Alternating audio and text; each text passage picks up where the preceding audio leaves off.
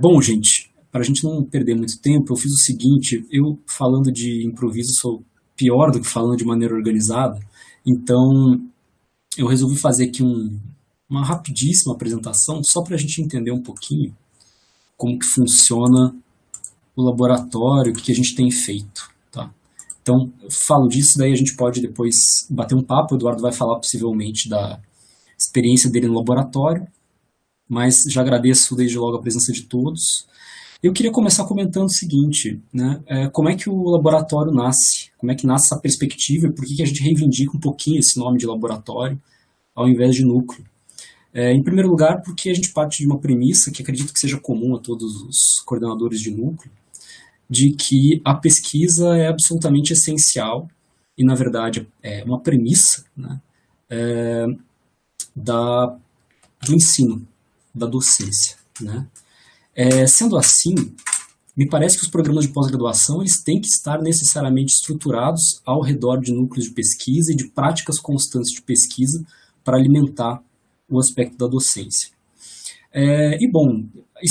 O laboratório, na verdade, é o resultado de uma série de percepções que eu fui tendo durante a minha experiência como aluno de graduação, depois de pós-graduação, depois como professor, e tendo experimentado vários funcionamentos diferentes, eu estava tentando propor alguma coisa que viesse ao encontro de uma proposta um pouco mais voltada à produção do que geralmente nós temos em núcleos de pesquisa comuns, né?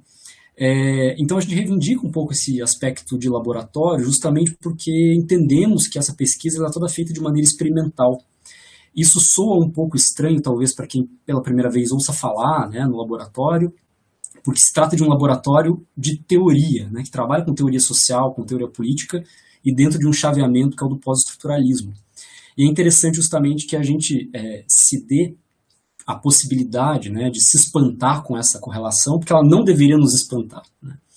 Essa correlação me parece muito natural, na verdade, né? Aquilo que a gente espera, na verdade, é sermos capazes de experimentar o pensamento, experimentar os conceitos, e a partir dessa experiência conseguir trabalhar em um chaveamento com as diversas práticas e o aspecto mais aplicado das nossas pesquisas. Então, eu realmente entendo o laboratório como um espaço, um dos vários espaços que nós temos à disposição dentro do programa de pós-graduação em Ciências Sociais Aplicadas, na UEPG, que deve nos auxiliar a formalizar essas ideias que servirão de base para as pesquisas de cada um, tá certo?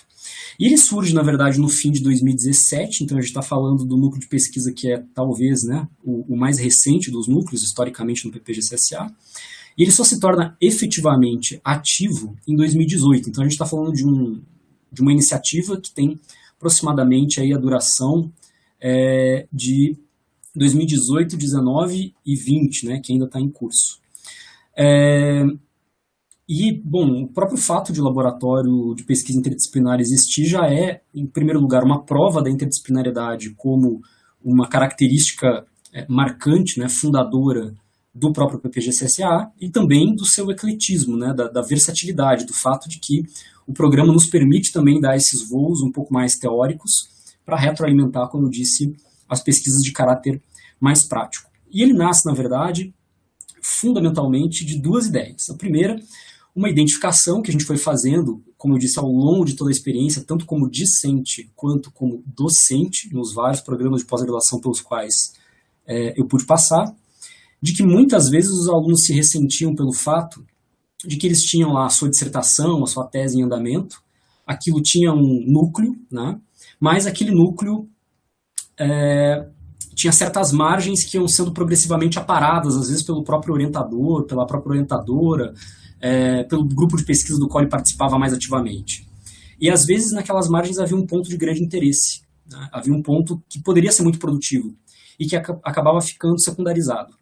Então, eu costumo dizer que o laboratório ele é o núcleo de pesquisa do PPG-CSA em que os sonhos vêm morrer, né? Porque eles os alunos trazem os sonhos para a gente, né? E a gente consegue dar um destino, né? Eu digo morrer em sentido figurado, é claro, né? Um destino feliz, né?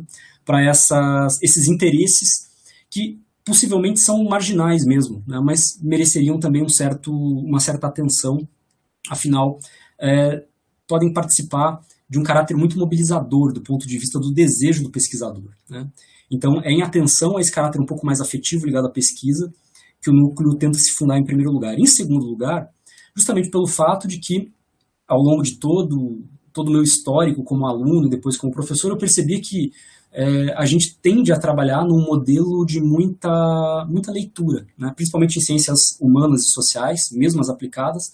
A gente trabalha dentro de um modelo de muita leitura, de acúmulo de leitura, e me parece que a gente vive num tipo de sociedade altamente informacional, em que tudo nos chega a todo momento, né? Quer dizer, é um monte de informação, às vezes muito mal filtrada, e a nossa grande dificuldade é lidar com essa quantidade imensa de informação, né? E o ponto seria fundamentalmente o seguinte, o de imaginar um espaço, né, de pesquisa em que nós pudéssemos filtrar um pouco melhor essa informação e fazer mais com menos, né? Porque geralmente a gente consegue fazer muito pouco com uma carga muito grande de leitura. Eu queria inverter um pouco essa proporção, que a gente conseguisse fazer muito mais em termos de produção com uma leitura talvez um pouco mais focada, né? Por isso a escolha desse eixo de teoria social, teoria política e pós-estruturalismo. E na medida em que ele surge, então, em 2017, passa a estar ativo em 2018, o ponto focal é promover uma articulação entre as duas linhas de pesquisa, do ponto de vista teórico, é claro, que nós temos no PPG-CSA, funcionando, né, nesse caso, como um verdadeiro ateliê de pesquisa que fosse capaz de flutuar entre as linhas de Estado, Direitos e Políticas Públicas, História, Cultura e Cidadania. Porque eu sou um professor vinculado à linha de Estado, Direitos e Políticas Públicas, mas tem uma série de questões em História, Cultura e Cidadania que me interessam muito pessoalmente. Então também não queria trabalhar de uma maneira hiperfocada, né, ou hiperfechada numa linha de pesquisa só. Queria que fosse possível que a gente tivesse uma prática de pesquisa que flutuasse entre as duas coisas, né? Talvez vocês se perguntem, ora, por que o pós-estruturalismo, né? Fundamentalmente, é que eu vou passar muito rápido, não quero perder muito tempo com essa questão, mas a gente pode aprofundar ela depois, se vocês quiserem. Fundamentalmente por traços históricos e por traços teóricos do pós-estruturalismo, né? Em primeiro lugar, porque é o tipo de pensamento que está marcado por um evento social de irrupção, né? Segundo, pelo fato de ser um pensamento de caráter crítico, radical e transformativo, né? É bastante absurdo que algumas pessoas ainda hoje, pelo 2020, afirmem que o pós-estruturalismo seria um pensamento pós-moderno, um pensamento pró-capitalismo, né? Pelo contrário, praticamente todos os autores do pós-estruturalismo são autores que tentam escovar contrapelo à pós-modernidade, também porque se trata de um tipo de pensamento que interage com as massas e pensa o intelectual de um novo ponto de vista, que não é mais aquela ideia de um intelectual como condutor das massas, mas sim como alguém que precisa decifrar os movimentos do campo social, né? E aí a gente tem alguns exemplos de autores com os quais a gente lida, né? Nem todos a gente trabalha imediatamente, mas a maior parte deles sim.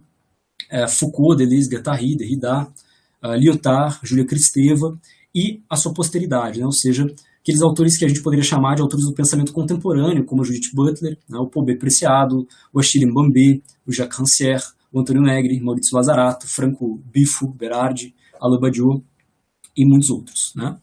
E, por outro lado, alguns traços teóricos.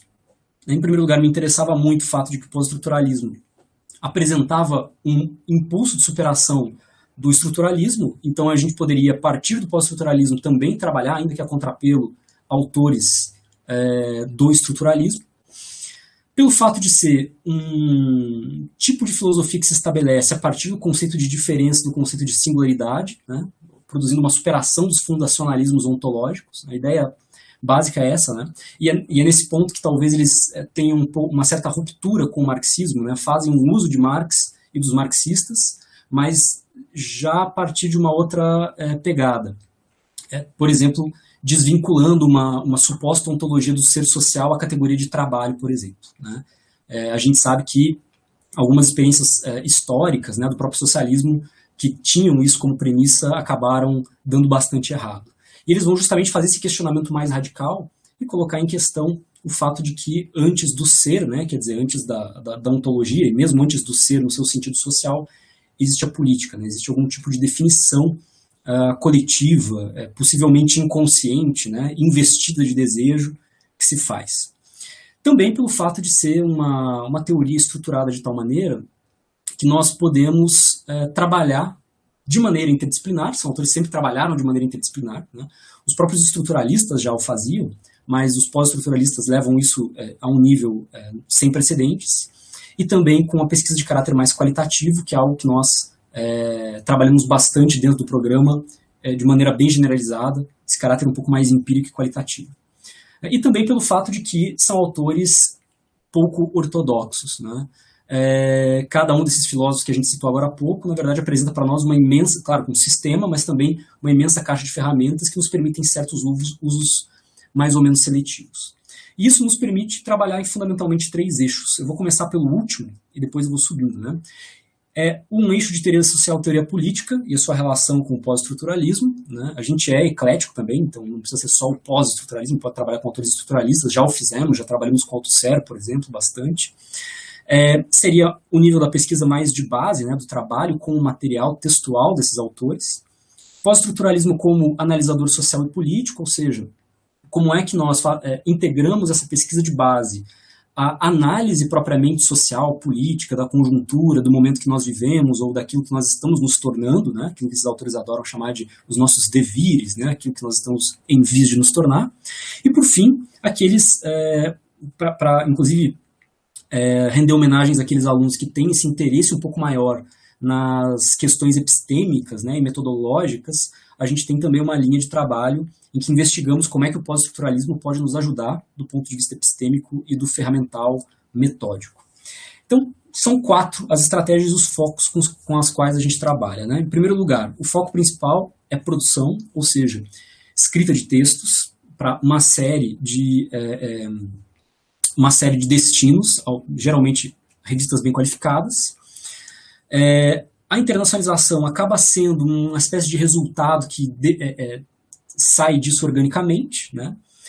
Uma produção cruzada, especialmente entre professores e alunos, que a gente tenta fomentar, porque essa é uma questão realmente relevante e ajuda, na verdade, o aluno a se forçar, né, efetivamente a escrever e a ter uma espécie de orientação no momento da escrita, coisa que às vezes a orientação propriamente dita não consegue fornecer, e uma dinâmica de trabalho que está justamente vinculada às aspirações um pouco mais individuais e a tentativa de encaixá-las nisso que nós podemos oferecer como grupo.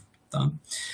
Bom, esses aqui são alguns números sobre estudantes, né, e pesquisadores UEPG e externos que passaram pelos nossos trabalhos, né? A gente teve basicamente aí 8 estudantes de C nesses anos, 10 mestrandos do PPG-CSA e de fora, 10 doutorandos também do PPG-CSA e de fora, 5 pesquisadores de dentro do UEPG, né, que são docentes e pesquisadores na nossa própria instituição, e 6 pesquisadores externos, né, entre eles pesquisadores vinculados ao FMG, ao UERJ, ao La Salle, à PUC-Rio, à Universidade de Buenos Aires e também à Universidade Livre de Bruxelas, tá certo? Então, isso é mais ou menos a rede que nós estamos montando, que está em construção. Algumas publicações, né, que a gente fez, especialmente nos últimos anos, estou aqui destacando um trabalho escrito em parceria com Caína Vieira sobre a questão da renda universal, isso já em 2019, né, muito antes de Covid, muito antes de toda essa conversa surgir. No ano de 2000, né, com Caroline Coelho, um trabalho também sobre capitalismo, neoliberalismo e a questão dos corpos, né, suas micropolíticas. Com Eduardo, que fala logo mais, um trabalho na Revista Internacional de História, Política e Cultura Jurídica, chamada Passagens, lá do Rio de Janeiro, da UF, né, o homem que é propenso a cometer um crime. Estou dando esses exemplos só para vocês perceberem mais ou menos quais são as questões que nós temos trabalhado, que nos interessam, enfim, se vocês se identificam com alguma delas, talvez vocês possam pensar em se vincular ao laboratório. E aqui, os livros, né, que nós publicamos ou traduzimos nos últimos tempos, tá certo? A maior parte deles, ou por editoras como a editora da UEPG, por exemplo, que é uma grande parceira, né? Editoras universitárias, ou editoras comerciais mesmo, mas com uma pegada um pouco mais política. Aqui uma visão geral da nossa produção, tá? A gente teve aí, nesses anos, 2017 a 2020, 10 artigos em revistas Qualia 3+, publicados, 12 artigos em revistas Qualis A3 ou menor de A3, né? Então isso aqui já nos dá um indicativo de que a gente pode equilibrar um pouco melhor, equacionar um pouco melhor essa relação. No entanto, ela está até que equilibrada, porque a gente tem 6 trabalhos em avaliação, né? E deles 4 estariam aqui e 2 estariam aqui. Então a gente tenderia, se tudo desse certo, se todos eles fossem publicados, a um empate aqui, 14-14. 4 livros e 8 capítulos de livros que foram produzidos aí nesse quadrinho aí, praticamente, né?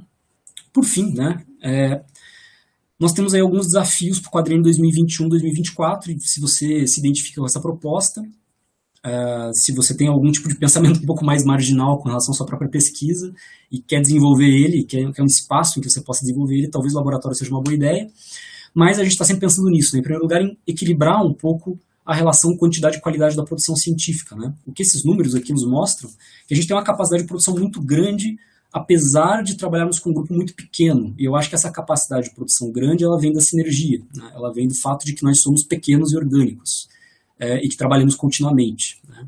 Então, a gente pode equilibrar um pouco mais essa relação quantidade e qualidade, focando em revistas de melhor qualificação. Portanto, a ideia é concentrar a produção científica em estratos superiores, preferencialmente em A2+, ampliar nossa estratégia de internacionalização, com foco inicial em revistas latino-americanas, então passo a passo, talvez nos próximos quadrinhos, passemos a revistas internacionais e a escrita mais focada em inglês mesmo, e por fim, ampliar organicamente a rede internacional de colaboração do LabTesp.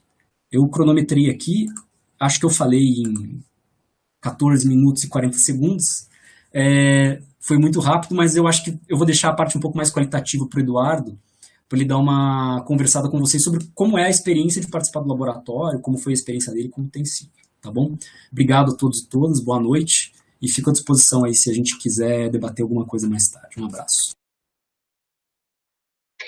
Boa noite, pessoal. Eu sou o Eduardo, sou doutorando do programa do PPG-CSA e, enfim, queria agradecer o convite para estar aqui falando sobre o laboratório, que, enfim, é um lugar que eu tenho muito carinho, né, porque foi meu ponto de entrada aí na UEPG, né. Eu tinha feito o programa de mestrado em linguagem, né.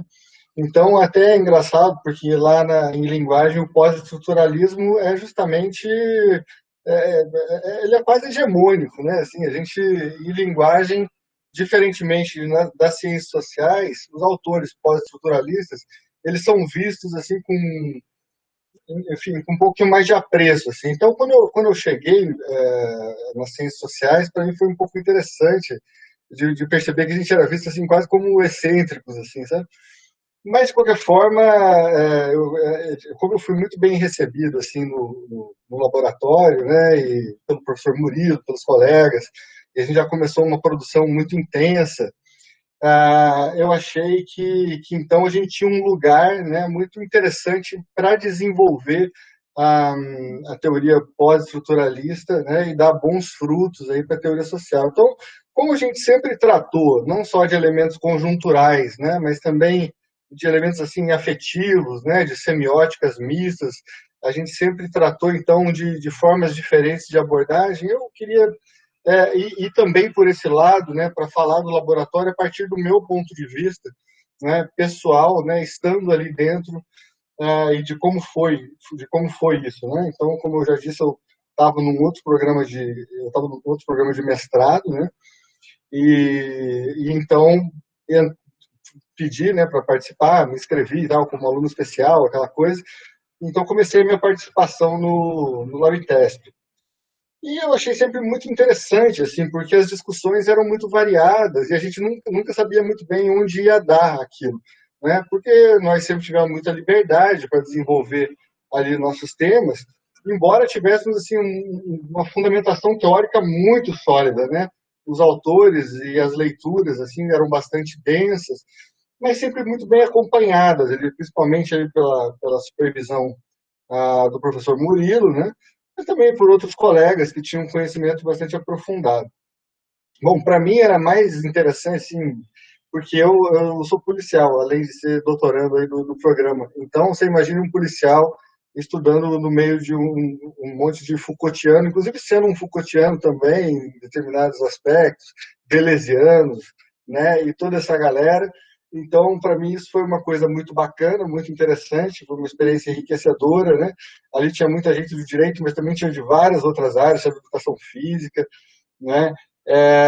Os temas eram, assim, são ainda muito variados, né? Eu posso falar de uns temas que a gente tem falado ultimamente, até porque foram tantos que a gente abordou desde que eu entrei há mais ou menos, enfim, faz quase 3 anos, né, que eu faço parte do laboratório como pesquisador.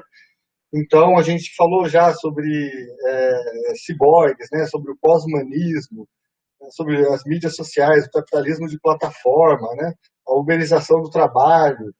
A gente, enfim, tentou e muitas vezes conseguiu encontrar formas de tratar metodologicamente com problemas sociais contemporâneos, né, de uma forma muito exitosa, muitas vezes, conseguindo espaços em boas revistas. Então, enfim, realizamos assim, oficinas de escrita de artigo científico, por exemplo.